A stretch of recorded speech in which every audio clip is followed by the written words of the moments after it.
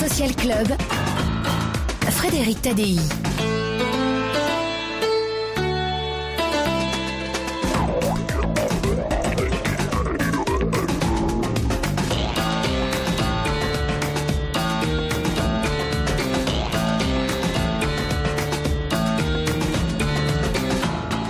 À l'occasion des fêtes, nous allons retrouver ce soir Albert Dupontel. Il était venu dans Europe 1 Social Club juste avant la sortie de son dernier film, 9 mois ferme, qui depuis a été l'un des gros succès de cette rentrée. Et puis on retrouvera tout à l'heure Edgar Morin. La rencontre, Edgar Morin, Albert Dupontel, c'est juste après 22h.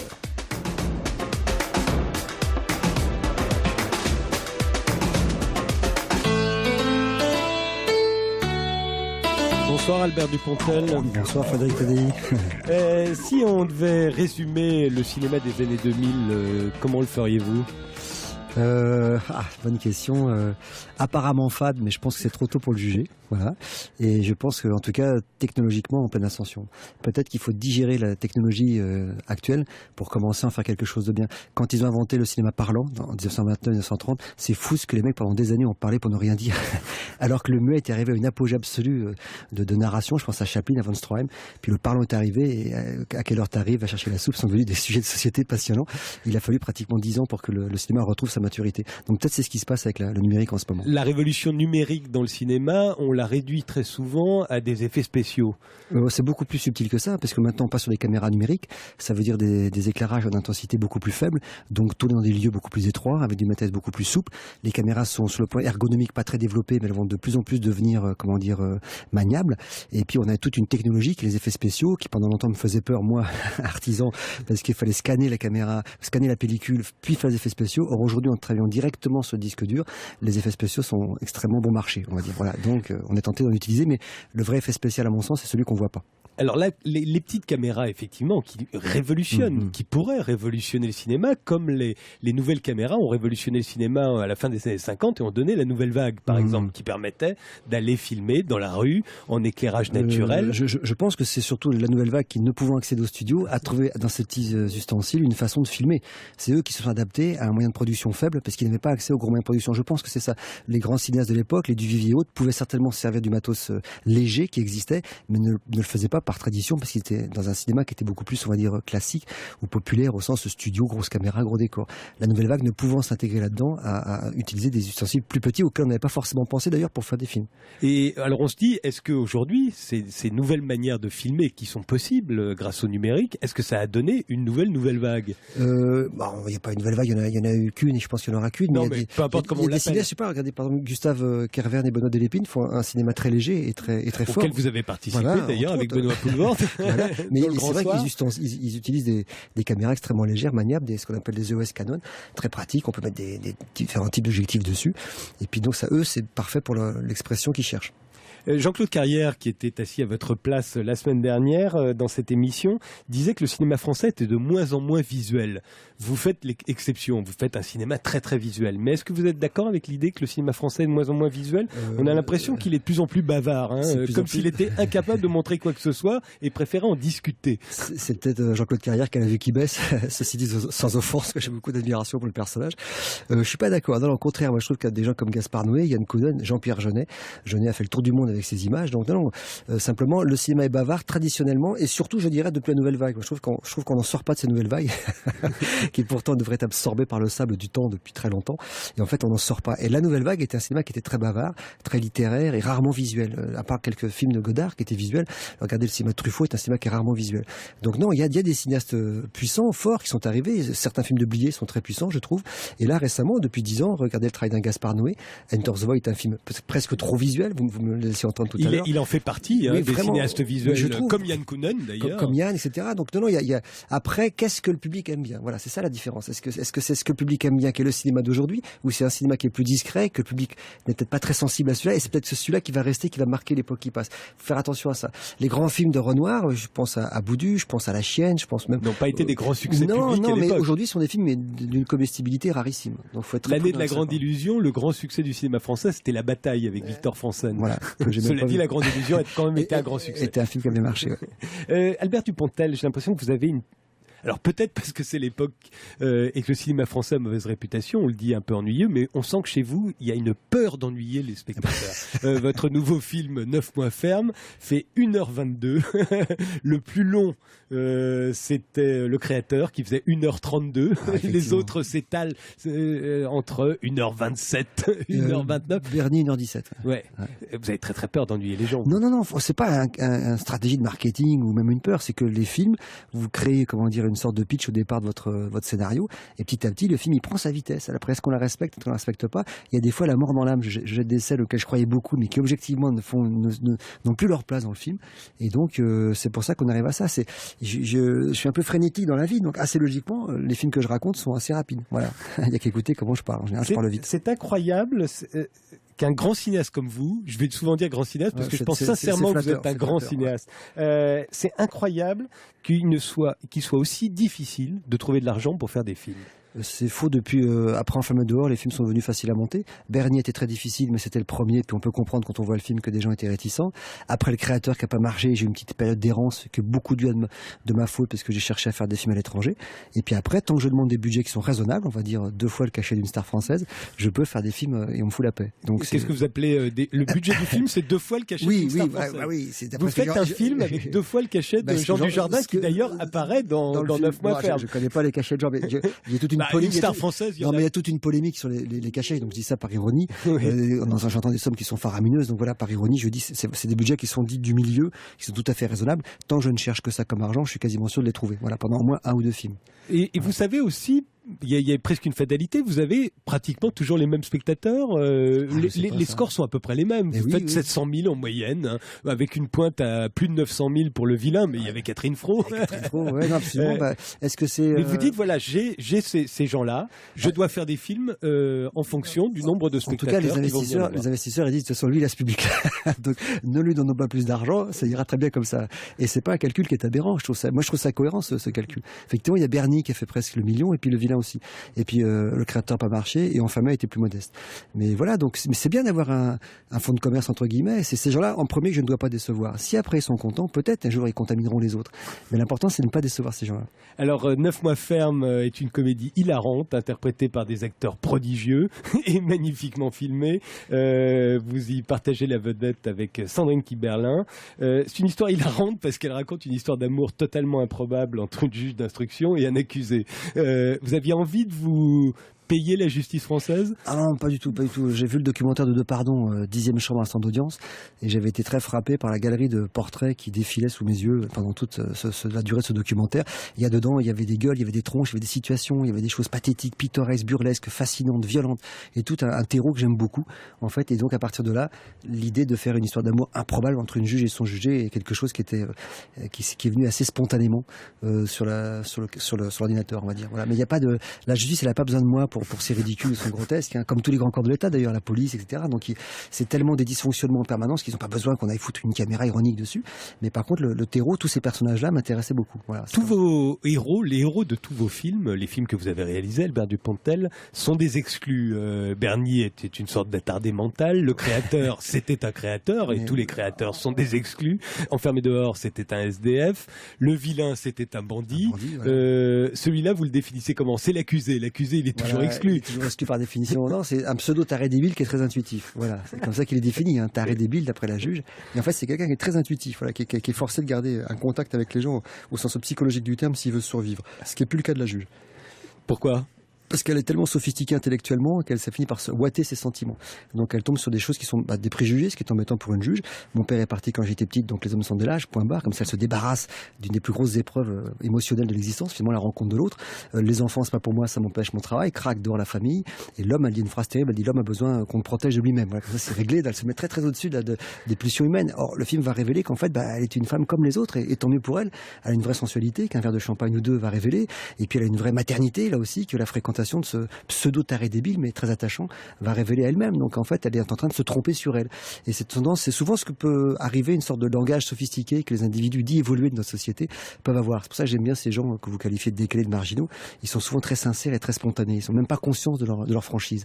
Votre accusé a eu un parcours très classique d'exclus depuis son plus jeune âge, l'orphelinat, la DAS, etc. Il a toujours. Est-ce que par ailleurs, ça en fait un homme normal à vos yeux? Je pense, oui, bien sûr, oui. Il est anormal socialement, mais est-ce que la société est sur les bons rails? C'est une vraie question. Est-ce que la société est normale? Voilà, je pense pas, dans le fond de moi. Je trouve que ça, je suis sûr que vous ne le pensez pas. Non, bien sûr, la société actuelle laisse libre cours à son avidité, son consumérisme, sa cupidité, est en train de détruire la planète. Et on va recevoir un monsieur tout à l'heure, vous avez évoqué, c'est Edgar Morin, qui a fait une sorte de théorie sur la complexification des choses, la complexité des choses. Mais c'est très vrai. Je pense qu'un dirigeant du CAC 40, pensant bien faire, fait du chiffre d'affaires pour sa boîte, est en train de bousiller la planète en âme et conscience, et même on lui file la Légion d'honneur à l'arrivée. Donc voilà, la société, elle va de travers. Elle est belle, il y a des choses magnifiques, mais elle va de traviole. Et ces gens-là ne peuvent pas suivre le rythme. Ça commence à l'école souvent. À l'école, il y a un enseignement unique pour 30 gamins différents dès le CP. Vous voyez, c'est une catastrophe qui commence.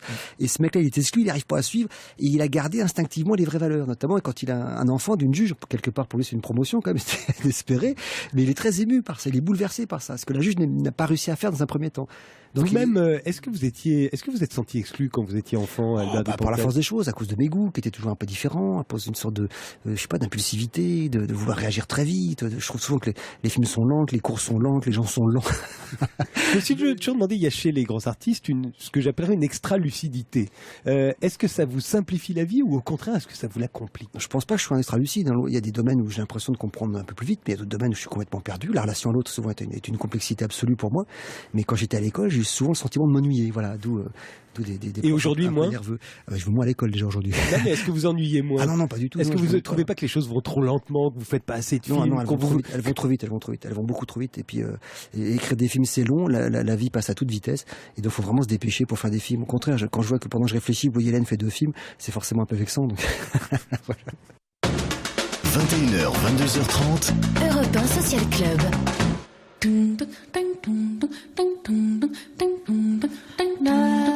Moi ferme, quitte la bête ou la belle, me place un tas sous tutelle en pleine nuit.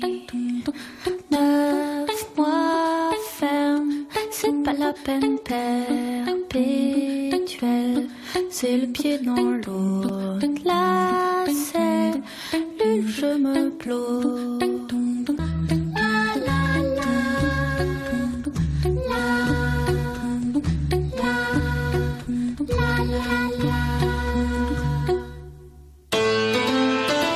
Europe 1 Social Club.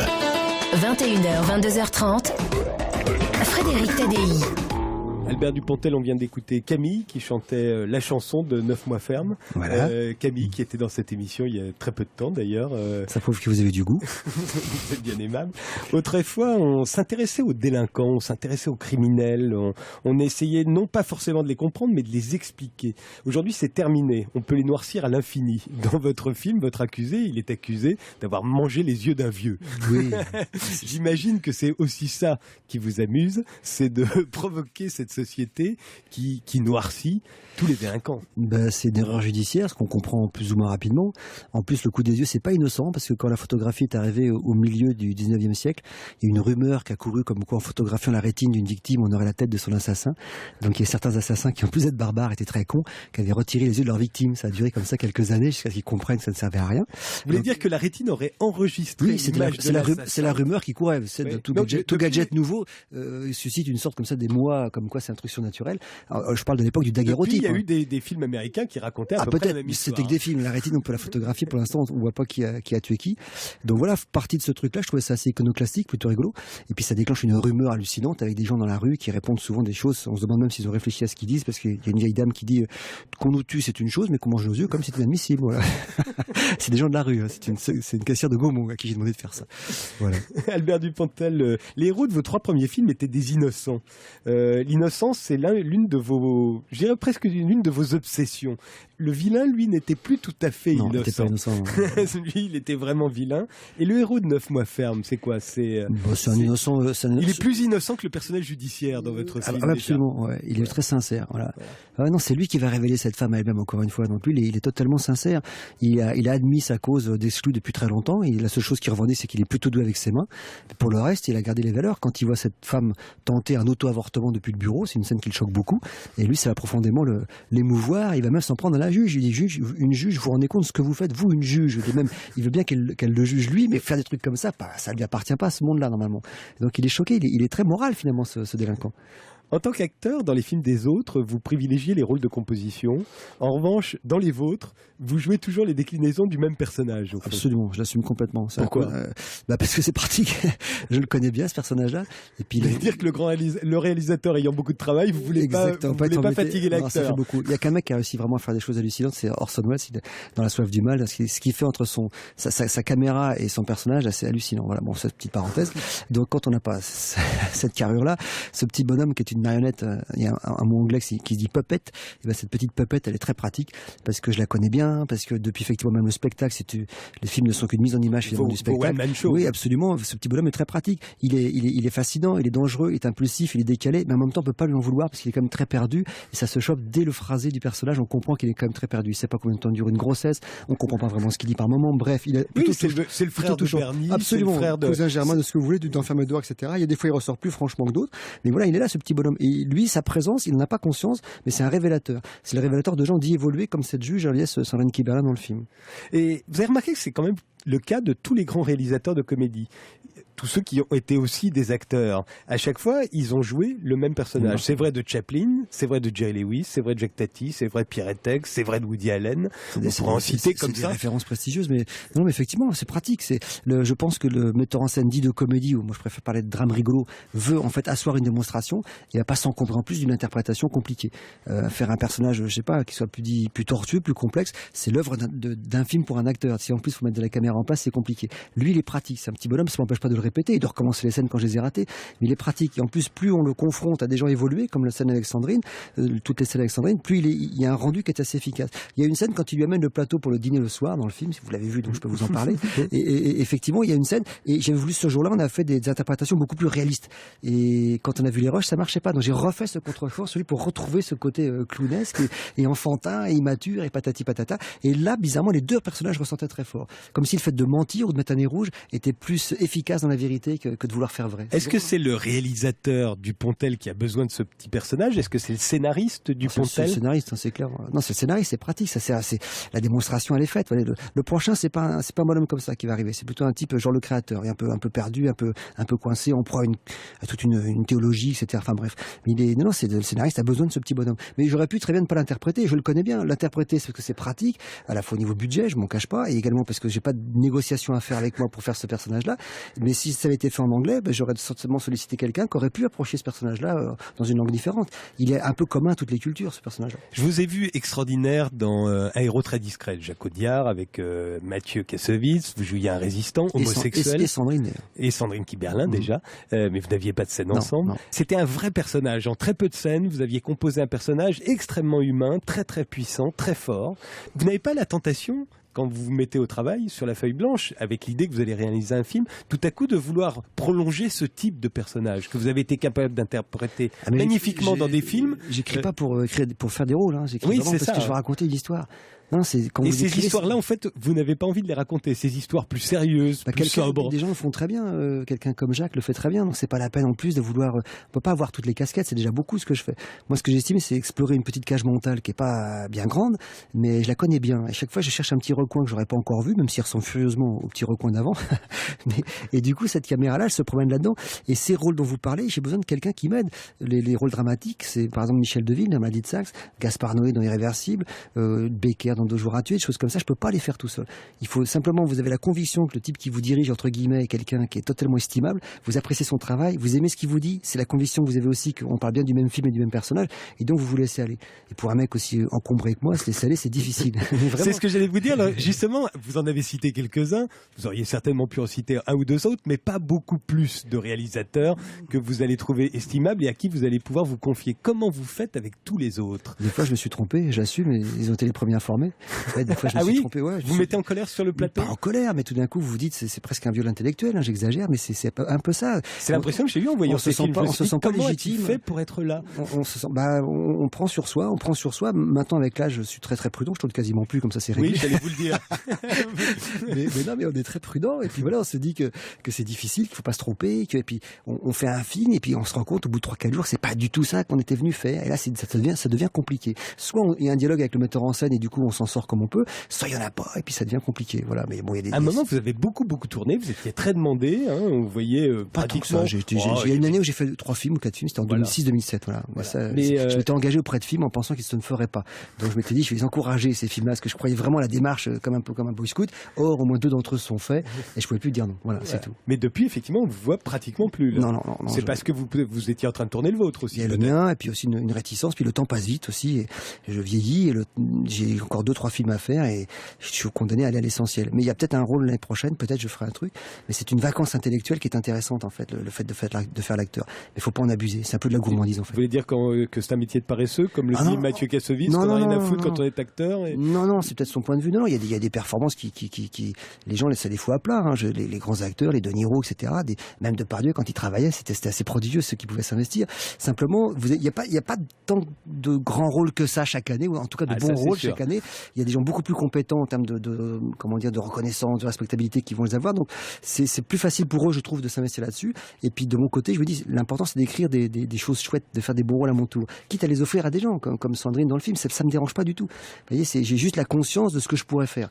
Et il faut aussi avoir la conscience de ce qu'on ne pourrait ne pas faire. Voilà. Et il n'y a pas que Sandrine dans le film, on va en parler dans un instant. 21h, 22h30, Europe 1 Social Club. Frédéric Tadei. Avec ce soir Albert Dupontel, et tout à l'heure nous serons rejoints par Edgar Morin, mais restons sur 9 mois ferme, votre nouveau film Albert Dupontel. Il y a vous, il y a Sandrine Kiberlin, et puis il y a tous ceux qui vous entourent dans tous vos films depuis maintenant un certain nombre d'années.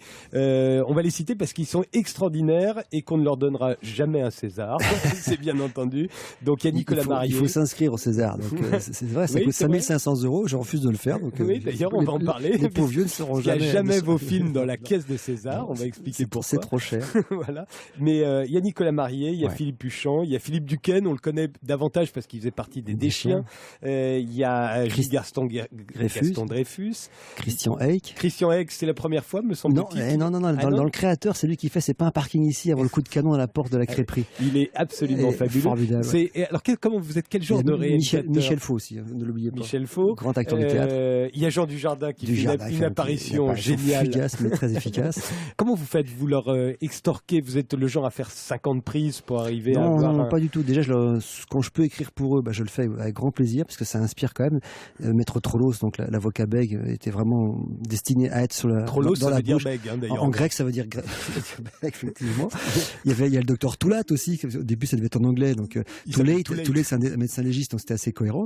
Donc après, non, moi, c'est des gens dont je suis très client. Je suis très client, même quand ils jouent au théâtre, je vais les voir. Je suis client de leur invention, de leur enthousiasme, de leur pêche, de ce qu'ils sont.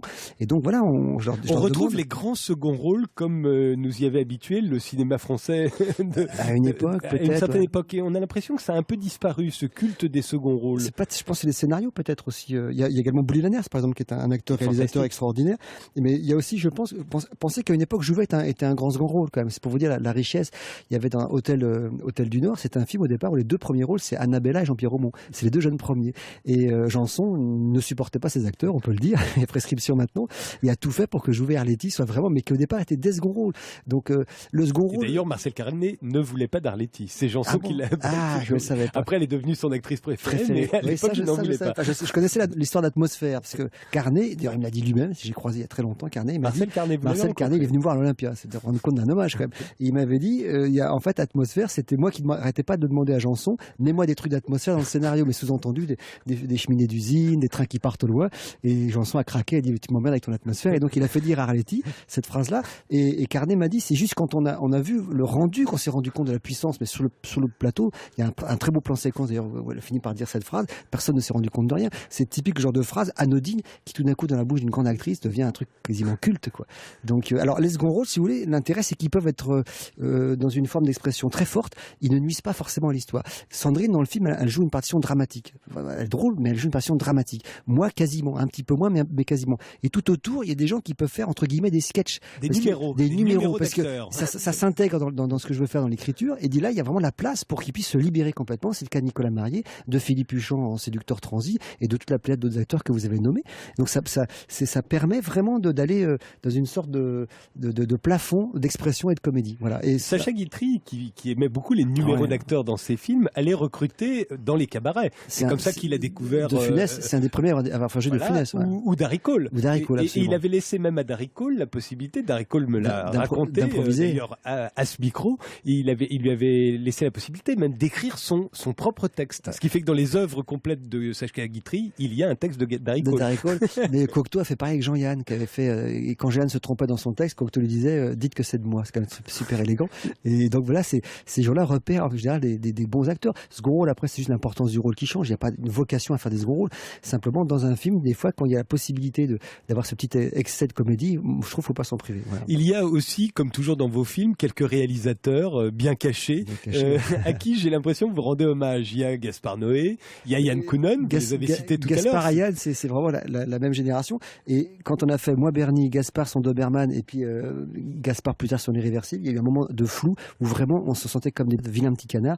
Et dans les années 90, dont vous parliez, pourtant qui était assez forte en expression, et beaucoup de gens auraient souhaité nous voir en prison. C'est pour ça que surtout les gens du cinéma. Oui, j'ai reçu les gens du cinéma vous détestaient. Vraiment, Bernie, j'ai reçu des mots d'insultes en disant vous n'avez pas le droit de faire un cinéma pareil, c'est lamentable, qu'est-ce que c'est nul, etc. Bref, j'ai connu Yann qui me dit c'est pareil Doberman, et puis Gaspard faisait seul contre tous. Nazi en première page du Monde. Ah, je pour ne savais Doberman. Pas. Ah bon, pour Doberman. Oui, ça a été bon voilà. Donc chacun a pris son fouet sur le dos. Et puis et voilà, c'était très rigolo de mettre Gaspard et Yann avec moi dans une cage parce qu'on en est sorti quand même malgré tout. Voilà. Et il y a Terry Gilliam. Ça fait la deuxième fois Terry Gilliam, un grand réalisateur, le réalisateur de Brésil. C'est le prophète absolu, c'est le visionnaire. Et puis moi quand j'ai vu Brésil, donc j'étais en âge où vraiment on prend tout en pleine poire. J'avais 20 ans et c'est un film que j'ai dû voir 3 fois lors de sa sortie. Et j'ai vu dedans tous mes cauchemars, tous mes rêves. Voilà.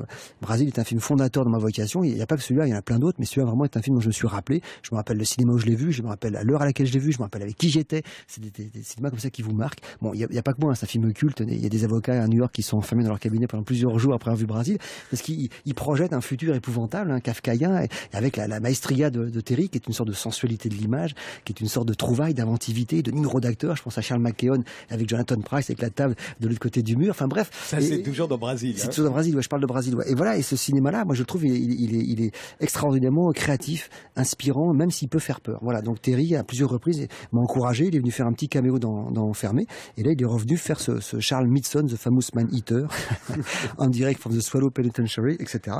Et c'est une forme de considération, d'hommage, qui me fait beaucoup de bien. J'adore cet individu. Il y avait eu Terry Jones qui avait joué deux de vos films auparavant. Terry Jones, qui était un des réalisateurs des Monty Python, avec Terry Gilliam. Le premier, Sacré Graal. Le deuxième, ils se sont fâchés. Et il m'a dit qu'ils ne se sont pas parlé. D'ailleurs, Terry m'a dit qu'un jour, avec Terry Jones, pendant 1 an, ils ne se sont pas parlé pour une différence de cadre sur la vie de Brian. Donc, Gilliam m'avait dit je ne veux pas réaliser avec toi sur la vie de Brian. C'est parce que Sacré Graal, ça avait été un film important pour vous à l'époque. Je l'ai vu pas. J'étais trop petit quand c'est sorti pour en percevoir la dimension, mais j'ai découvert après. Et oui, bien sûr, oui, c'est à la fois il vous traite de quelque chose qui est une sorte de sujet très connu dans la culture populaire, c'est le chevet de la table ronde, mais en même temps avec une telle dérision qu'on croit pas ce qu'on voit, quoi. Si vous pouviez dans le prochain avoir n'importe quel réalisateur grâce à une baguette magique, vous voudriez avoir qui? Moi, je ressusciterais Orson Welles, Tati, Chaplin, il y a un paquet comme de gens que j'aimerais bien voir. Et des vivants, il y en a plus? Oh, si, là vous me prenez à brûle pour point, ils sont encore vivants, donc je vais pas leur porter la poisse, mais je suis très content d'avoir tous ces gens dans le film. Il y a également monsieur, c'est Ray Cooper, c'est le Ray Cooper, vous qui êtes musicologue aussi, c'était le batteur d'Eric Clapton et qui est encore en exercice avec Elton John, c'est un percussionniste de génie, et surtout rapport au cinéma, c'est lui qui avait produit La vie de Brian pour George Harrison. Et c'est comme ça, quand j'ai présenté Le Vilain à Londres, que Terry est venu avec un Ray Cooper que j'avais vu sur scène à la Comédie des Champs-Élysées en 79, vous vous rendez compte, et j'étais très ému, donc il est venu faire également un petit présentateur de la BBC. Vous n'oubliez jamais rien, hein, Albert Dupontel. Ah bah là, c'est des choses désagréables, oui, mais des trucs agréables comme ça, jamais. Peut-être cette émission, je m'en rappellerai.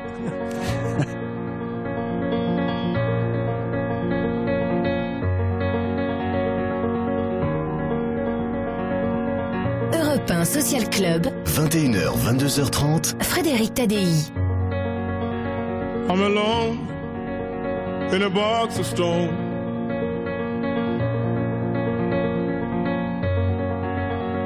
When all is said and done,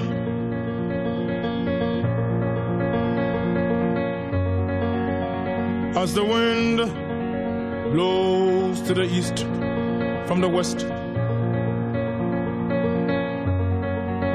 onto this bed my tears have their solemn rest.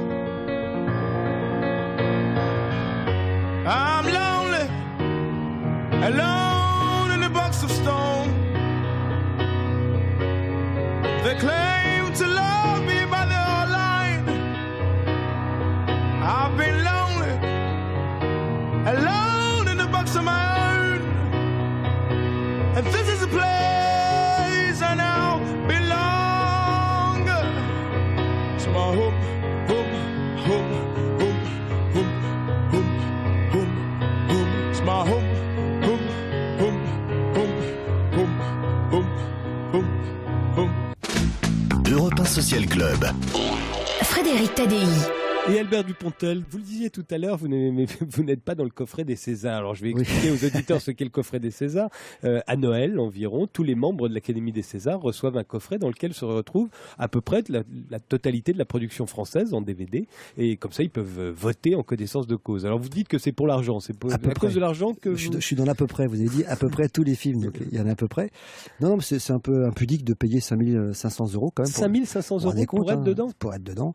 Et puis comme le film est à l'affiche, puis je trouve ça dommage de donner autant de mal pour faire des films, je parle sur les grands écrans avec un mixage et un étalonnage, et de s'adresser à la profession qui est vraiment à même de juger, et que les gens voient le film sur un DVD quand même, qui est un support. Oui, mais enfin ils ont qui est tous un gadget, des home quoi. cinéma maintenant assez sophistiqués, et on voit le film dans de très bonnes conditions. Non, pas aussi bonne que si c'était un DCP dans les salles, franchement, surtout quand on s'adresse à l'élite de la profession, en tout cas la profession. Et que vous êtes le genre de réalisateur qui est là avant la séance pour régler le son, pour être sûr que le son sera bon. Vous êtes un perfectionniste. Non, mais on peut pas superviser les 350 salles qui vont sortir. Mais... Vous aimeriez bien. J'aimerais bien, absolument. Non, mais c'est vrai qu'en plus, d'une salle à l'autre, c'est assez étonnant, les variations qu'on a en province et tout. Enfin, je dis pas que la province c'est pas bien, mais il y a des salles super, mais des fois les réglages sont bizarres.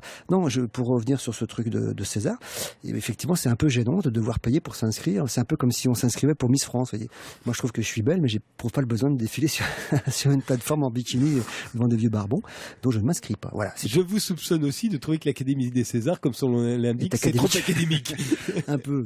C'est-à-dire que forcément, quand on regarde le palmarès des Césars, il n'y a aucun film qui doit vous plaire. C'est un peu scolaire. Non, mais il y a des personnalités qui sont plaisantes. Mais c'est vrai que des fois, bon, voilà, même les Oscars, je vous cache pas, il y a des fois, franchement, il y a des films, on dit charrie un peu, quoi. C'est pas des films qui devraient mériter les Oscars, quoi. Kubrick, je crois, n'a jamais eu d'Oscar. Pourquoi dites-vous même les Oscars? Il y a pas de raison qu'une académie américaine soit moins académique qu'une académie française. C'est une industrie là-bas, donc c'est plus important. Il y a un foisonnement de talents, d'idées, etc. Mais malgré tout, ça reste une campagne politique et c'est compliqué à gérer, quoi. Kubrick, je crois, n'a jamais eu d'Oscar. Terry Gilliam non plus. Il y a des films, je crois, Mel Gibson en a eu 5 ou 6, quoi. Voilà. Cela dit, j'ai l'impression que Cannes ne vous intéresse pas non plus. Je suis sûr que vous n'avez jamais montré vos films au sélectionneur. J'ai essayé une fois, c'était bien fait pour moi, c'était le créateur, j'étais tout content de moi, j'avais déposé moi-même ma bobine, d'ailleurs je crois que c'était au CNC à l'époque, les sélections. Mais tout le monde fait ça. Voilà, hein, elle m'est revenue cachetée, ils n'ont même pas ouvert la boîte, donc j'ai pris ça comme une insulte suprême, et j'ai senti une désapprobation de la part des... Mais à l'époque, maintenant il y a Thierry Frémaux. Je sais pas, peut-être, mais bon, je sais pas si c'est ma place non plus, c'est compliqué. Le cinéma français est entre deux pôles, il est entre Astérix, Obélix et Cannes. Voyez, et entre les deux, il y a quand même pas mal de place, et c'est là où j'estime me situer. Et c'est peut-être un endroit, un genre de film qui est pas forcément répertorié. Peut-être qu'il faudrait le répertorier plus. Peut-être, j'en sais rien, à vrai dire. Vous tenez aussi, j'imagine, à votre position d'exclu. C'est-à-dire, puisque c'est au fond des histoires d'exclus que vous avez toujours racontées au cinéma, vous vivez probablement comme un exclu vous-même. Pas du tout. Ce que vous êtes, je vous le confirme. Ils vous détestent. Non, je vis dans un petit clair-obscur sympathique qui me permet à la fois de faire ce que je veux et en même temps d'être oublié par des spots trop puissants. C'est très bien, la place que j'obtiens est très très agréable. Vous avez monté votre société de production à DCB avec Catherine Bezogran, je pense. Bezogran. Pourquoi ? Parce que c'est Plus personne voulait vous produire. Non, j'en ai 2 sociétés. J'ai un truc qui s'appelle Contre-Prod, avec qui j'ai fait Bernie, et après j'en ai fait une autre qui s'appelle Stadenprod, qui en breton veut dire mégalomane. Donc Stadenprod, en fait, voilà, quand j'ai passé à la production déléguée, parce qu'être coproducteur c'est une chose, mais faire l'exécutif, c'est-à-dire s'engager devant les investisseurs, à rembourser les frais de dépassement et tout, c'est beaucoup plus angoissant. Et là, j'avais besoin de quelqu'un qui travaillait pour ça, c'est une vraie productrice. Donc elle a pris ça en charge, et surtout la rencontre s'est faite sur la lecture des scénarios. Je l'ai rencontrée à l'époque, elle produisait un film qui s'appelait Président, et puis je lui ai montré dans lequel j'avais joué, et j'ai montré le scénario du vilain. Et c'est de là, c'est la pertinence de ces réflexions, cette contradiction positive en permanence m'a fait m'intéresser vraiment à travailler avec quelqu'un. Et depuis, elle a produit notamment Le bruit des glaçons, La clé des champs, après le vilain. Le bruit des glaçons, c'est le film de Bertrand Blier, voilà, avec lequel vous partagiez la vedette avec Jean Dujardin. Et elle avait également produit ce film avec Christine Gozlan, etc. Donc c'est quelqu'un de très compétent. Maintenant, il y a un côté un peu trivial, si vous voulez, de quelle intendance, c'est les sous. Et mon côté trivial à moi, c'est le plan de travail. Donc moi, je m'engage à respecter le plan de travail et elle s'engage à respecter le budget. Voilà, et ça se passe bien. Vous contrôlez tout.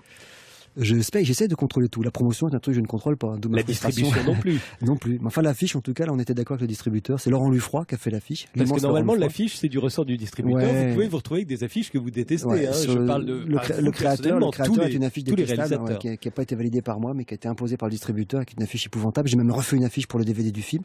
Mais là, j'avais la chance d'avoir Laurent Lufroy, le plus grand affichiste français. Je crois qu'il a fait près de 700 films. L'affiche d'Amélie Poulain, c'est lui. L'affiche de The Artist, c'est lui. L'affiche de Nikita, par exemple, de Besson, c'était une très belle affiche, moi j'aime beaucoup. Voilà, donc et puis là, il a fait une affiche que je trouve super chouette. Voilà, donc elle a été validée par le distributeur aussi. Albert Dupontel, aujourd'hui, quand on est un producteur indépendant, c'est comme ça que ça s'appelle. Le premier acte en tant que producteur, c'est d'aller à la télé pour demander la permission de faire un film. Un peu, ouais. Alors vous êtes réalisateur, donc, mais les autres producteurs indépendants, vous les trouvez si indépendants que ça? On est forcé, ou on fait un film en dessous de 2 millions et on se passe de chaîne hertzienne, ce qui était le cas de Bernie d'ailleurs, qui a été fait pour 1,5 million d'euros. Donc ça, c'est vraiment une production sauvage, mais je peux pas recommencer d'un film à l'autre. Les techniciens ils disent Bernie, ça a quand même pas mal marché, donc il n'y a pas de raison qu'on rentre. Tu vois, on est un peu limité. Et après, les sources de financement qui sont certes discutables, mais qui ont le mérite d'exister, parce que le jour où elles n'existeront plus, je pense qu'il y aura peu de cinéma en France. Effectivement, c'est les chaînes de télé. Mais regardez, on dit du mal, par exemple, du service public. Moi, enfermer Le Vilain et ce film, c'est France 2 à chaque fois qu'a produit le film. Donc franchement, il y a de la diversité, y compris au sein du système public. Donc j'ai pas envie de critiquer le système, c'est déjà vouloir en faire partie. Donc il me tolère, il me laisse dans mon coin, je demande pas trop de sous, un peu quand même, mais pas trop non plus. Et du coup, si de mercredi je peux faire quelques entrées, je pense qu'ils seront contents. Voilà, et ça sera l'existence d'un petit cinéma indépendant, voilà, indépendant, vivace, plein de couleurs, un peu outrancier, qui tient un petit propos, qui en même temps est distractif. Vous voyez, c'est toutes ces composantes que je vois dans ce cinéma-là.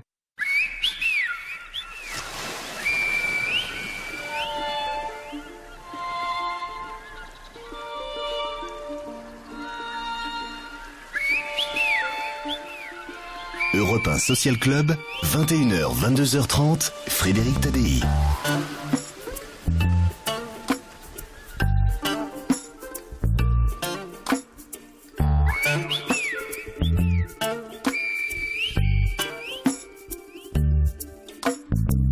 Il existe un endroit où les hommes parlent comme les oiseaux.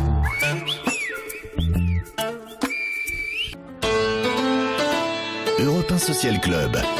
21h, 22h30. Frédéric Tadei. Albert Dupontel, les scènes d'action dans vos films sont toujours remarquables. Elles ont le rythme et la précision des blockbusters américains. Aucun réalisateur, à mon avis, français ne vous arrive à la cheville dans ce domaine, et dans beaucoup d'autres aussi d'ailleurs. Mais, trop gentil, et pourtant, vous êtes un réalisateur de comédie. Pourquoi apporter un soin pareil à des scènes que par ailleurs, on va se dire, bon, c'est pas grave, c'est une comédie. Mais moi, je pense pas que c'est des comédies. Voilà, je pense que c'est des drames rigolos. Croyez-moi, dans mon esprit, il y a une vraie nuance. Oui, mais quand il y a écrit rigolo. Oui, mais la comédie le mot comédie, surtout comédie, on va dire française, c'est un sens presque péjoratif aujourd'hui. C'est des pitchs de comédie, souvent avec un enjeu bénin. C'est des castings de comédie. Les acteurs sont répertoriés comme tels. Et Dieu sait s'il y en a, et des bons, et des budgets de comédie. Et là, franchement, ce qui est drôle, c'est qu'on n'est pas du tout là-dedans. Donc après, il y a des phases, on va dire, un petit peu burlesques, où les héros sont dans des situations un peu improbables. Et donc, il y a un vrai plaisir à découper les images, à faire ces images-là. Je pense à un film comme Enfermé. Je m'étais donné un mal de chien à faire les galipettes moi-même, et après à gommer tous les câbles et tout. C'est un film qui plastiquement est sublime. Voilà, je l'ai fait un cartoon social. Donc forcément, c'était le mot cartoon englobait un petit peu le mot social. Mais c'est vraiment amusant. Il y a cet outil, la caméra est à la fois un outil très lourd et très souple, mais on peut raconter plein de choses avec cet outil-là. Et souvent, pour les auteurs impuissants, ce qui est mon cas, elle peut raconter des émotions, elle peut provoquer des chocs, des surprises, elle peut émettre des sons, une caméra peut émettre des sons. Vous voyez, tout ça, vous le sentez, donc forcément, vous êtes tenté de vous intéresser de très près à la caméra. Des fois, ça peut être un peu trop, ça m'a été reproché parfois, c'est pas forcément faux, mais ça peut vous donner une dimension à votre récit qui est très très forte. Vous avez fait des progrès dans ce domaine depuis Bernie. Je me suis calmé, vous voulez dire. Peut-être, mais simplement j'entends vraiment par là que les scènes d'action ont la qualité du grand cinéma d'action américain. Vous savez, l'action c'est pas très dur en fait, souvent c'est une question de sous, il y a des scènes très spectaculaires, mais les gens simplement ils mettent une journée pour faire un plan. Pourquoi pas quand on a le temps. Ce qui est intéressant, c'est de pouvoir faire un cinéma relativement spectaculaire sans forcément avoir de l'argent, et donc faire ça relativement vite, avec des caméras sommaires, avec une grosse préparation, avec un petit storyboard, des répétitions avec les acteurs, et c'est pas le plus dur. Le plus dur, c'est de conditionner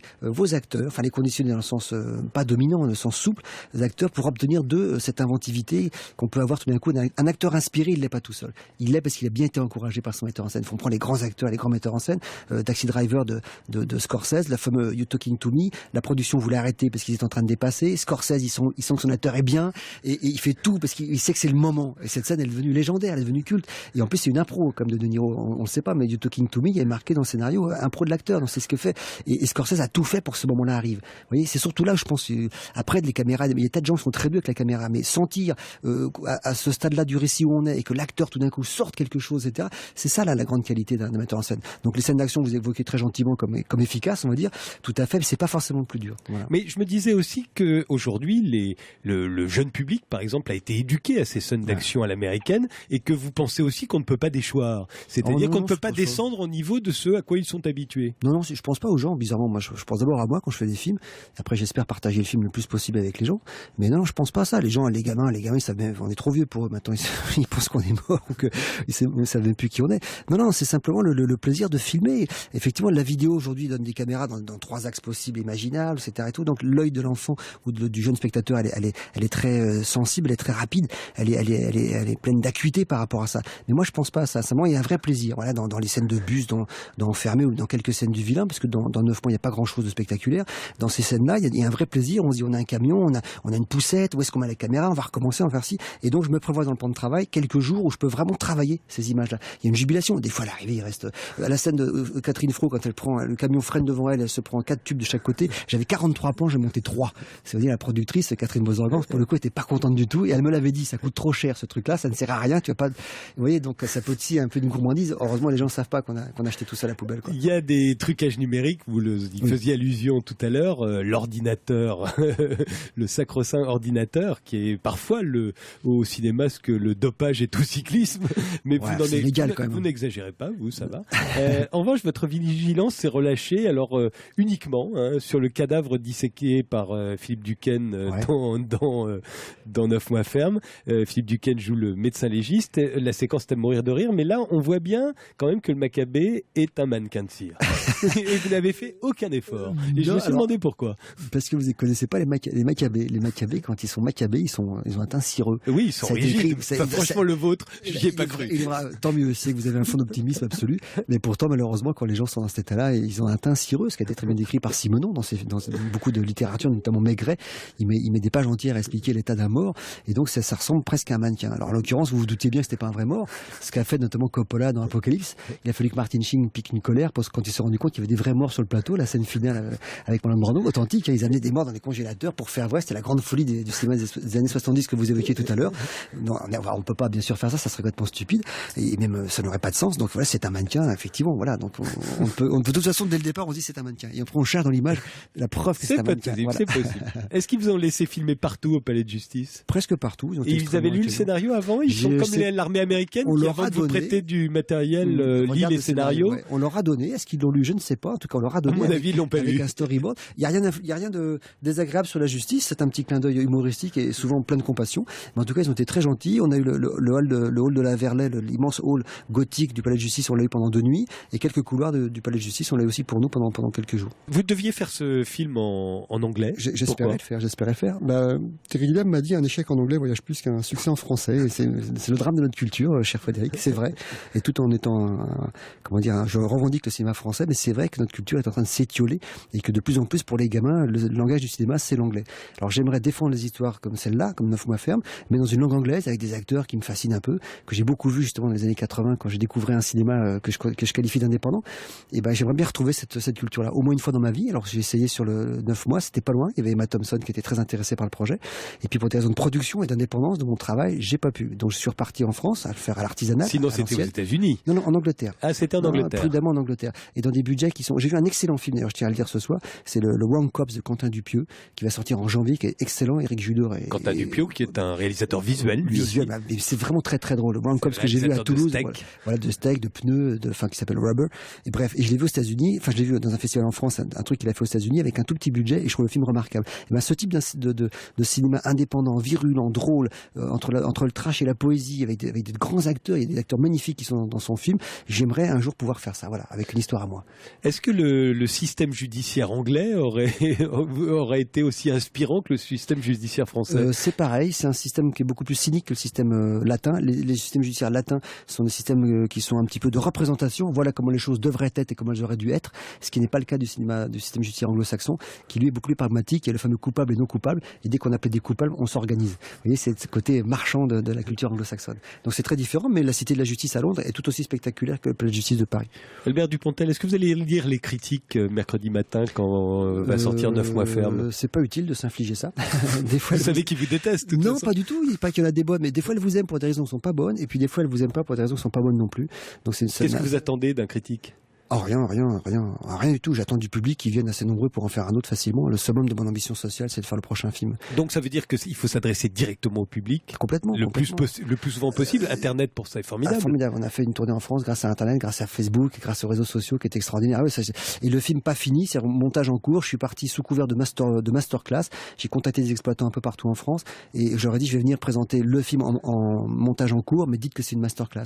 Donc ils ont convoqué des gens qui arrivaient et on leur mettait le Blu-ray. Donc je prévenais ces conditions très sommaires, c'est un 2.0, c'est pas étalonné, et je voyais le montage du film en cours et les réactions des gens, c'était extrêmement instructif. J'ai assisté à une séance qui s'est déroulée il y a quelques jours où il n'y avait que des blogueurs. Oui. Est-ce que c'est pas une façon aussi de dire à la critique officielle je vous emmerde? Non, j'emmerde pas la critique, il y a des gens très enthousiastes, mais simplement il y a des officines du goût dans la critique. Et eux ils pensent savoir, ils pensent connaître, ils expliquent un peu le goût aux gens, et ça je trouve ça un peu désolant par moment, mais rencontrer les blogueurs, c'est rencontrer le public en évitant les médias qui parfois sont lourds et difficiles d'accès. Albert Dupontel, on a rendez-vous maintenant avec un grand penseur, c'est Edgar Morin. On le retrouve juste après les infos de 22h.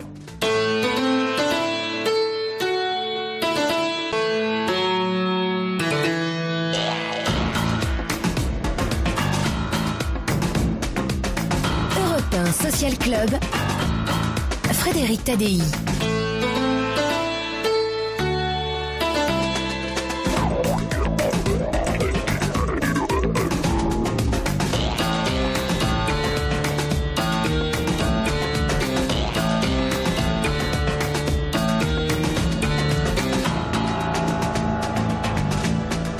Et nous sommes jusqu'à 22h30 avec un grand penseur, c'est Edgar Morin. Il publie Mai Berlin, 1945-2013, au Cherche Midi. Et un grand cinéaste, c'est Albert Dupontel, dont le nouveau film 9 mois ferme sort mercredi.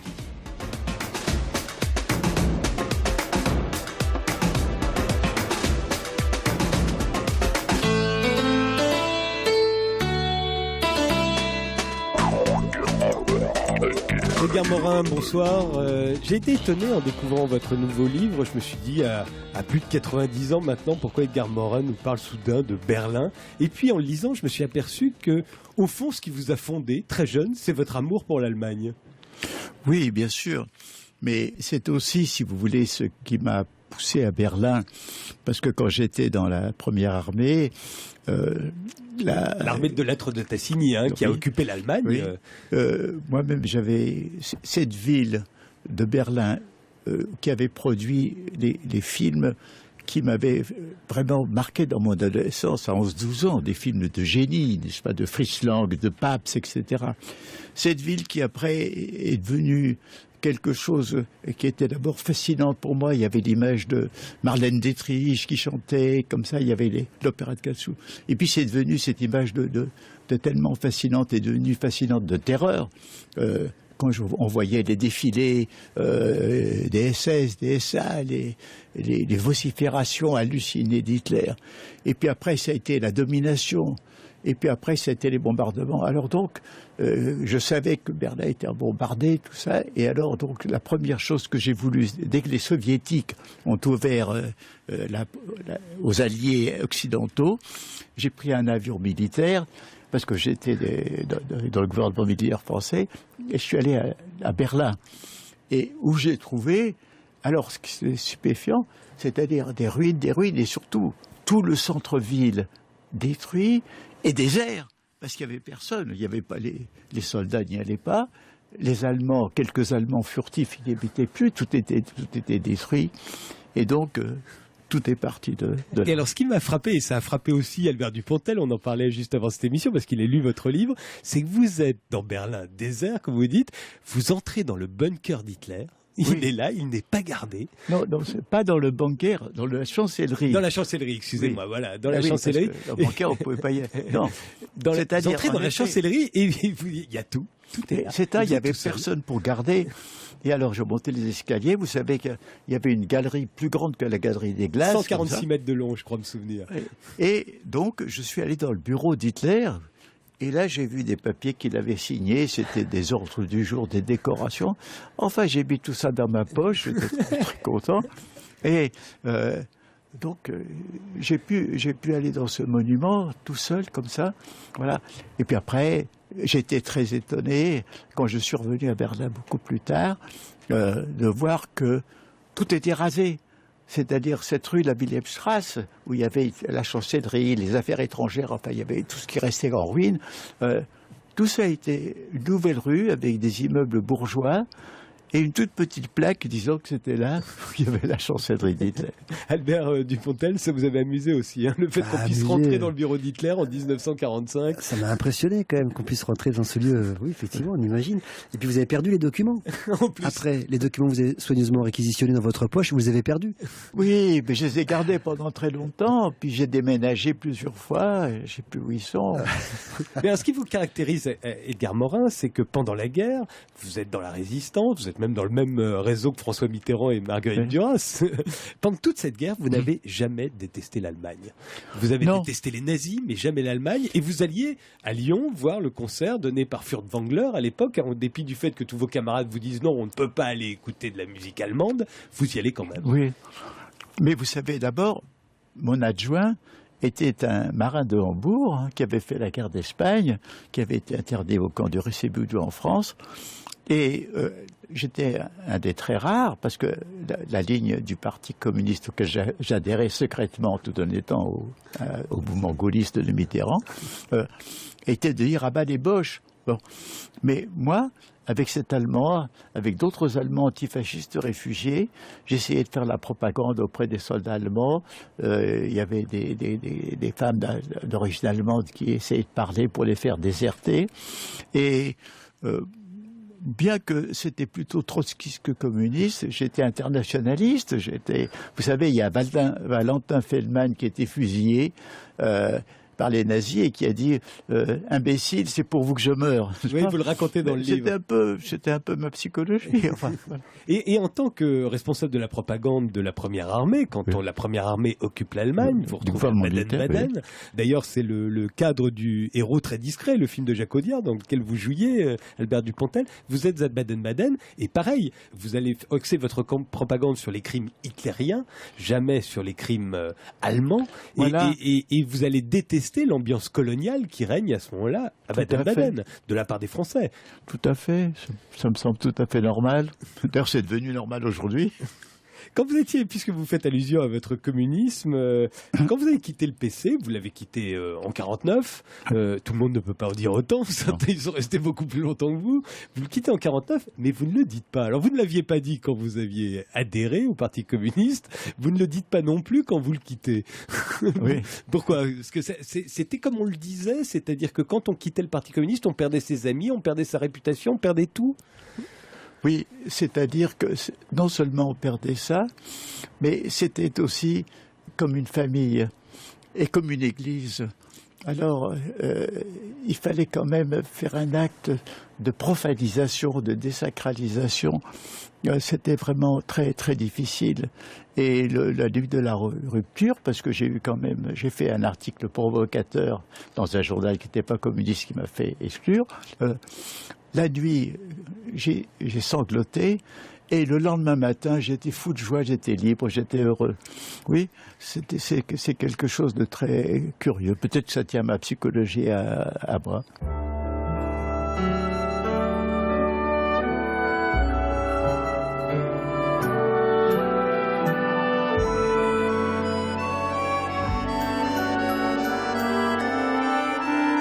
Europe 1 Social Club. 21h, 22h30. Frédéric Tadei. Avec jusqu'à 22h30, Edgar Morin et Albert Dupontel. Nous étions en train de discuter du cinéma allemand des années 30. Vous êtes un turiféraire, Edgar Morin, et Albert Dupontel aussi, visiblement. Vous adorez le cinéma expressionniste allemand, tous les deux. Revenons à l'Allemagne elle-même, Edgar Morin. Vous soulignez qu'en 1953, la première révolte contre l'Empire soviétique, c'est une révolte qui va éclater en Allemagne. À Berlin-Est, oui. Berlin-Est. Dans la Karl Marx ou dans la Stalinallee, oui, Ouais. en plus, oui. Et cette révolte s'est répandue très rapidement, pas seulement dans Berlin, mais dans toute l'Allemagne de l'Est, et a été évidemment réprimée aussi bien par la police de l'Est que par l'armée soviétique. Et à la différence de la Pologne ou plus tard de la Hongrie, aucun retentissement à l'extérieur, aucune solidarité. Pourquoi ? Parce que c'était des Allemands. Étaient des Allemands, parce qu'ils étaient communistes. Enfin, et vous, on sent bien que ça vous fait plaisir que ce soit les Allemands qui soient les premiers à se révolter. Parce que vous l'aimez, cette Allemagne, encore une fois. Écoutez, j'ai voulu marquer ça parce qu'on l'a oublié. Et j'ai voulu quand même qu'on se rappelle de ça. Oui. Quand vous êtes à Baden-Baden, juste après la guerre, Oui. encore une fois, vous êtes responsable de la propagande de la première armée, celle de Delattre de Tassigny. Vous allez voir Heidegger. Heidegger vous reçoit gentiment, mais sa femme, en revanche, vous êtes l'occupant. Et j'ai eu l'impression de voir Le silence de la mer. Vous vous souvenez du film de Melville ? Écoutez, non, Heidegger, quand il m'a vu, il était épouvanté. Parce que tous les uniformes d'officiers français qu'il voyait, lui disaient Verboten, ça c'est interdit pour vous, ça c'est interdit pour vous. Et il se disait, mais qu'est-ce que ce mec-là va m'interdire ? Et je lui ai dit, je viens pour causer avec vous, j'ai lu la traduction française de, ça s'appelle « Qu'est-ce que la métaphysique ?» Et alors du coup, il était charmé, mais sa femme est restée très, très, très rigide. Comme la jeune femme dans Le silence de la mer, Voilà. qui refuse d'adresser la parole à l'officier allemand joué par Howard Vernon. Et aussi peut-être parce qu'elle ne connaissait pas un mot de français et que mon allemand était très bâtard. Enfin, Comment vous êtes-vous senti en tant qu'occupant ? Vous étiez l'occupant à ce moment-là. Ben, il y a eu deux sentiments tout à fait différents.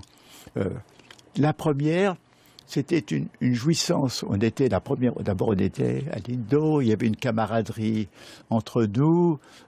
On avait brusquement, nous qui étions qu'on avait connu, disons, les restrictions.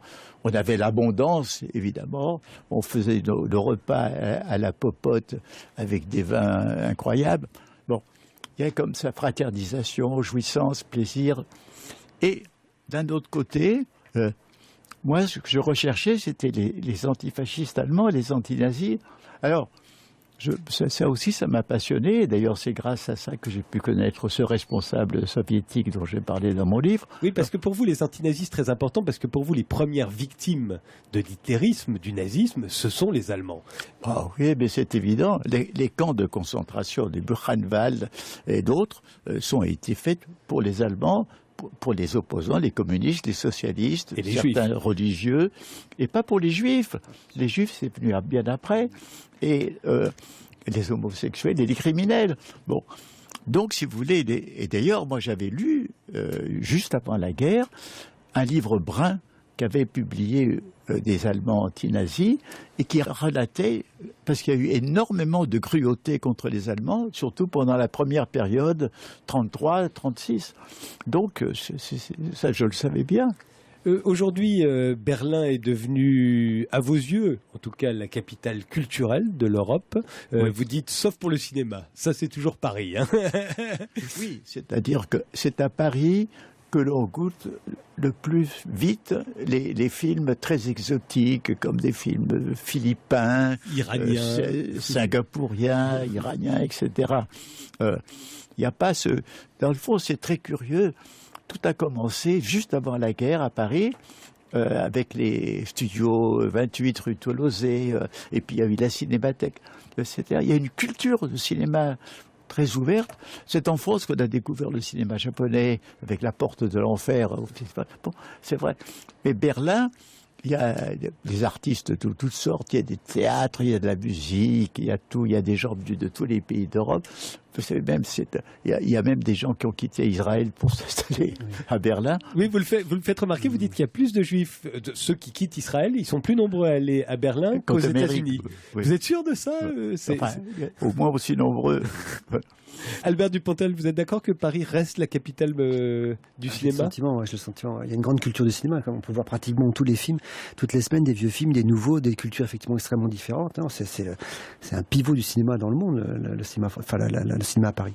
Absolument. Alors, Berlin, capitale culturelle de l'Europe, mais aussi, et vous le remarquez, bien entendu, Edgar Morin, la capitale économique et donc la capitale politique de l'Europe. Est-ce que ça veut dire qu'au fond, par les moyens pacifiques, les Allemands sont arrivés à ce qu'ils ont, pendant tout le XXe siècle, essayé d'obtenir, c'est-à-dire d'être la capitale de l'Europe? Oui. Seulement, ils ont essayé par des moyens, je dirais, impérialistes et colonialistes, militaro. Voilà, et ça avait échoué. Depuis, ça a réussi. Alors, là, remarquez, c'est Ulrich Beck qui a fait une très grande critique de la politique allemande et de Angela Merkel, qui a dit quand même que l'Allemagne a le pouvoir sans l'avoir voulu. Bon. C'est-à-dire qu'ils n'ont pas cherché systématiquement. Il s'est trouvé que la France, qui guidait politiquement, l'Allemagne guidait économiquement, brusquement la France a cessé de pouvoir guider politiquement, et que l'Allemagne s'est trouvée, elle, en position de force et d'imposer, au moment où il y a une crise économique, son diktat, si l'on peut dire, n'est-ce pas, la rigueur aux autres. Bon. Mais tant qu'il n'y aura pas une avancée en Europe, où il y aurait un pouvoir, disons, plus représentatif de l'ensemble de l'Europe, c'est vrai qu'on en est là, on en restera là. Albert Dupontel, vous qui avez lu Mais Berlin, le dernier film d'Edgar Morin, ça vous a donné envie d'aller à Berlin, j'imagine? Oui, exactement. Ça me fait toujours un peu peur. Parlez dans le micro. Excusez-moi. Ça fait toujours un peu peur culturellement. Un Italien en colère est moins effrayant qu'un Allemand qui fait une blague. Donc, ça, c'est le profane qui parle, bien sûr. Mais j'y suis allé, moi, en 92. J'ai tourné Chacun pour toi de Jean-Michel Rive avec Jean-Yann. Oui, au studio Coiffeur. Oui, au studio Babelsberg. Et donc, j'ai encore vu le mur, encore un petit peu debout. Je suis allé à Berlin-Est, qui était à l'époque totalement vide. Il y avait vraiment deux couleurs. Il y avait une couleur, un panaché de couleurs à ouest, et c'était tout gris à l'est. Enfin, c'est un peu cliché ce que je dis, mais c'est vrai. En pratique, c'était vrai. Mais il y avait encore les Brabants et tout. Edgar Morin dit aussi, vous dites que Berlin-Est et Berlin-Ouest, ce sont deux villes différentes et ce sont deux civilisations qui s'opposent. Même encore aujourd'hui? C'est-à-dire, ça s'est ténu, mais ce qui m'a vraiment fasciné, parce que ça a duré très longtemps, voilà un même peuple, une même langue. Une même culture. Une même culture. Et voilà deux villes capitales, bien que Berlin-Ouest n'était pas capitale, mais elle restait quand même, disons, symboliquement. Donc, deux villes qui relèvent chacune d'une galaxie différente et d'une civilisation différente. Et moi, ce qui me fascinait, à chacun de mes voyages, c'était de passer de l'ouest à l'est, de l'est à l'ouest, parce que c'est comme si je faisais un voyage intergalactique. Et c'est tout à fait extraordinaire. Et d'autant plus que Berlin-Ouest quand même était un monde de liberté, que Berlin-Est lui-même était un monde prisonnier, mais l'Allemagne de l'Est qui emprisonnait Berlin-Ouest était elle-même prisonnière du système soviétique. C'était absolument paradoxal. Et chaque fois qu'on allait dans l'Est, qu'on restait un petit peu... Vous y êtes resté longtemps, vous, parfois, hein, à Berlin-Est? Oui, et les langues s'ouvraient, et les gens disaient leur désespoir, leur malheur. Mais j'ai eu aussi, alors par contre, une fois, c'est presque comique, c'était quand je suis allé avec mon ami Robert Antelme, parce qu'on était fauchés, on était l'un et l'autre dans une situation de chômage. Lui, il avait fait son livre L'espèce humaine qui avait été traduit à Berlin-Est, et moi, mon livre L'an zéro de l'Allemagne, aussi traduit, de très nombreux exemplaires. Et donc, on avait un pactole. Malheureusement... Les droits d'auteur qui vous attendaient là-bas, mais on ne pouvait pas les sortir. Mais que je ne pouvais pas avoir en France parce que le Mark Est n'était pas traduit, il n'avait pas de change en Mark Ouest. Et puis bon. Alors, on décide de partir. Marguerite Duras nous avait prêté sa voiture. Et on n'avait pas des vrais papiers, on avait des papiers qu'avait fourni Mitterrand avec des tas de tampons, mais il n'y avait pas de tampons soviétiques, on n'avait pas. Et quand on passe chez les Anglais à la frontière de la zone ouest et la zone est, les militaires anglais disent mais ils vont vous mettre en prison, ils vont pas vous laisser passer. Et moi, je connaissais un peu la bureaucratie, je dis vous en faites pas. Et quand il y a eu le contrôle, j'ai dit, ils m'ont demandé, ils ont vu, ça ne suffit pas quand ils ont vu nous laisser passer. J'ai dit alors, Virgin Schriftsteller, nous sommes des écrivains, et j'ai montré nos factures. Et quand ils ont vu 50 000 exemplaires, 30 000 exemplaires, ils sont retirés entre eux sur des gens importants, des écrivains importants, et ils nous ont laissé passer. Et quand on est arrivé à Berlin-Est, parce qu'on n'avait pas un rond pour loger à l'ouest, on va dans un grand hôtel wilhelmien énorme avec des cariatides, là aussi, il nous demande le propouske soviétique, c'est-à-dire le droit d'y habiter. Et je sors à nouveau les 2 factures. Et là-dessus, le type, après avoir bien réfléchi, il nous a donné des chambres splendides, des chambres énormes. Moi, j'avais un lit pour 4 personnes. J'avais des statues. Et alors, Antelme et sa femme, eux, ils riaient comme des fous, comme moi, parce qu'ils avaient un double lit à 4 personnes et un piano à queue dans leur chambre. Et alors, on avait de l'argent Est. Moi, j'étais chez mon éditeur. Et alors, la charmante secrétaire est venue au bout d'un temps avec une pile de billets comme ça. Et moi, j'ai commencé à mettre dans mes poches, à mettre sous ma chemise, à mettre partout, sous mon pantalon. Jamais j'avais une telle somme. Et j'avais peur, comme ça, j'avais cet argent comme un avare. Et donc, nous voilà avec plein d'argent qu'on essaye de dépenser. Et on n'y arrive pas. Parce qu'on achète des disques, on achète de la musique, j'achète un manteau de fourrure d'occasion pour ma femme. Mais si on pouvait acheter des voitures, il fallait payer les droits de douane pour la régler. On pouvait acheter des motos, c'était pareil. Alors, on achetait, et finalement, on n'arrivait pas à tout dépenser, et finalement, on est parti, et on a pu faire quelques petits échanges multiples, on a eu de quoi vivre une semaine à Paris. Vous savez ce que c'est que d'être Bill Gates? C'est quand on a tellement d'argent qu'on n'arrive pas à le dépenser. Vous savez ce que c'est maintenant?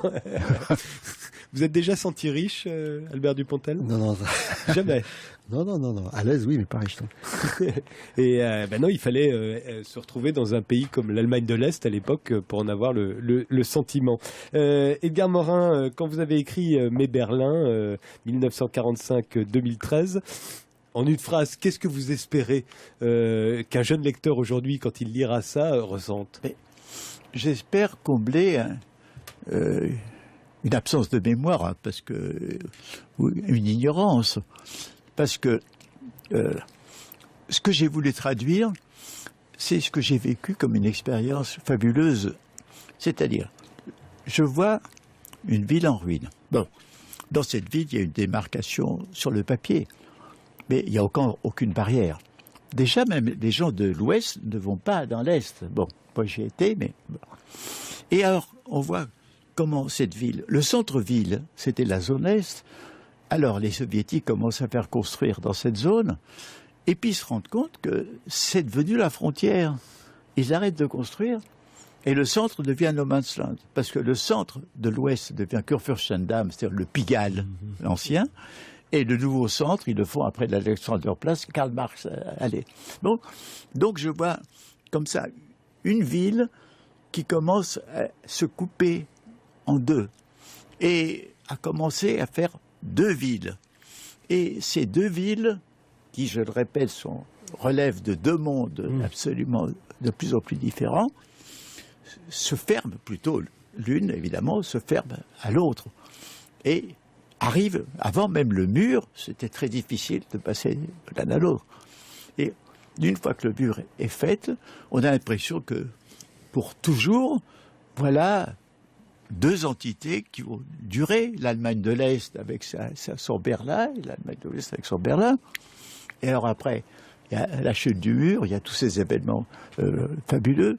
Et brusquement, le processus de changement continue parce que même les immeubles réputés modernes à l'Est ont été démolis pour des trucs à l'américaine à l'Ouest. Il y a un nouvel urbanisme qui se modifie sans arrêt. Et puis, même les gens... Alors, c'est curieux parce que maintenant à Berlin, c'est très difficile de trouver un restaurant allemand où on voit la nourriture de l'Eisbein, du porc, etc. C'est des restaurants italiens ou bien des restaurants autrichiens parce qu'il y a l'escalope viennoise. Et alors cette ville qui brusquement se cosmopolitise, cette ville dans le fond qui voulait être le temple de la race aryenne pure, où il y a les mélanges de toutes les races, de toutes les cultures, de toutes les situations, tout ce que détestait Hitler s'épanouit à Berlin. Et moi, je me suis baladé dans ce nouveau Berlin comme ça, comme un somnambule, parce que je voyais tout ce Berlin nouveau, et en même temps, dans mon esprit, c'était la ville fantôme que j'avais connue, qui revenait, etc. Donc, si vous voulez, je pense que cette histoire-là est inconnue, et j'ai eu la chance, par fascination pour Berlin, d'y revenir sans arrêt, de pouvoir la raconter, pas comme un historien objectif, mais à travers mon expérience subjective. Merci Edgar Morin d'avoir été mon invité sur Europe 1. Mais Berlin, votre nouveau livre vient de paraître au Cherche Midi. Merci Albert Dupontel. 9 mois ferme, votre nouveau film sur tous les écrans. Voilà, c'est la fin de cette émission. On se retrouve lundi, mais on se retrouve pour de vrai. Dans un instant, c'est Europe Nuit avec Loïc Loury.